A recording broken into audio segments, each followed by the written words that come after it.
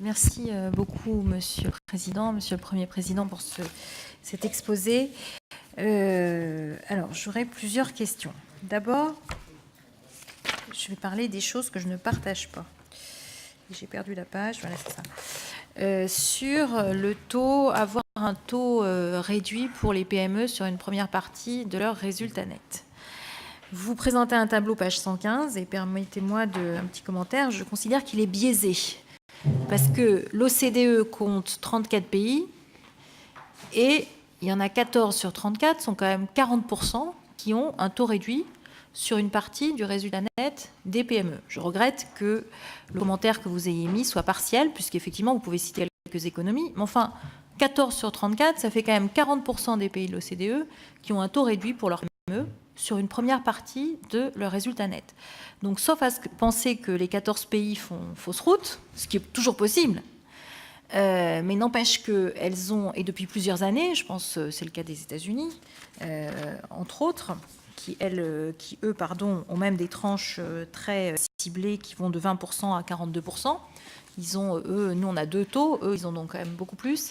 Donc, je crois que cette progressivité qui est de l'impôt sur les sociétés, qui est adoptée par un certain nombre de pays, à commencer par les États-Unis, qui ont quand même 8 taux en fonction du résultat net, me paraît être...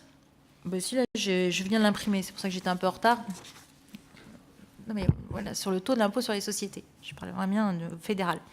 Donc, sur ce j'aimerais savoir exactement ce que vous avez, pourquoi le Conseil des prélèvements obligatoires, pourquoi vous avez retenu cette idée que ce ne serait pas efficace. Parce que 14 sur 34 pays de l'OCDE le font. S'ils le font, soit tout le monde a faux, soit effectivement il y a une bonne raison. Deuxième question, je considère aussi que prendre le graphe de la Banque de France sur la rentabilité financière des PME, enfin des entreprises et en incluant les PME, ce graphe ne concerne que les PME qui ont plus de 750 000 € de chiffre d'affaires, donc exclut toutes les TPE et toutes celles qui ont moins de 750 000 € de chiffre d'affaires, c'est quand même la grande majorité des entreprises.